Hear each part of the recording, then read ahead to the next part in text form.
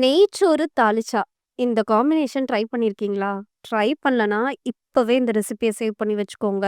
என் ஹஸ்பண்டோட ஊர் திருவாரூர். அங்க ஒரு ஃபங்ஷன்ல நெய்ச்சோறு தாளிச்சா தான் போட்டாங்க. செம்ம டேஸ்ட்டா இருந்ததுங்க. அப்போலேருந்து இந்த ரெசிபிய வீட்ல அடிக்கடி பண்ணுவேன். எப்படி பண்ணலான்னு சொல்லிட்டு பார்க்கலாம். பேன்ல 3 டீஸ்பூன் நெய் சேர்த்துக்கோங்க. கொஞ்சமா எண்ணெய் விட்டுக்கோங்க. பட்டை, கிராம்பு, ஏலக்காய், பிரிஞ்சி இலை, வெங்காயம் சேர்த்து வதக்குங்க.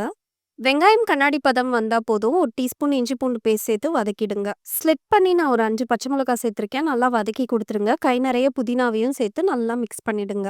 நான் ஒரே ஒரு தக்காளி மட்டும் தாங்க சேர்த்துருக்கேன். அதுவும் சும்மா புளிப்புக்காக தான். 1 1/2 கப் தேங்காய் பால் எடுத்திருக்கேன். 1 1/2 கப் அரிசி ஊற வச்ச தண்ணிய சேர்த்துக்கிறேன். கூடவே உப்பு சேர்த்து நல்லா மிக்ஸ் பண்ணுங்க. லைட்டா பபிள்ஸ் வந்ததும் இப்ப நம்ம ஊற வச்ச அரிசிய சேர்த்துக்கலாம். நான் 1 1/2 கப் அரிசி எடுத்திருக்கேன். அதனால தான் 3 கப் தண்ணி சேர்த்துருக்கேன். அரிசியும் தண்ணியும் ஈக்குவலா வந்ததும் இந்த மாதிரி லைட்டா மிக்ஸ் பண்ணி விட்டுருங்க. மேல கொத்தமல்லி சேர்த்துக்கோங்க. நல்லா சிம்ல வச்சுட்டு ஒரு 20 மினிட்ஸ் தம் போட்டு எடுத்துருங்க. நம்மளோட நெய்ச்சோறு சூப்பரா ரெடி ஆயிடும். கண்டிப்பா சேவ் பண்ணி வச்சுட்டு ட்ரை பண்ணுங்க.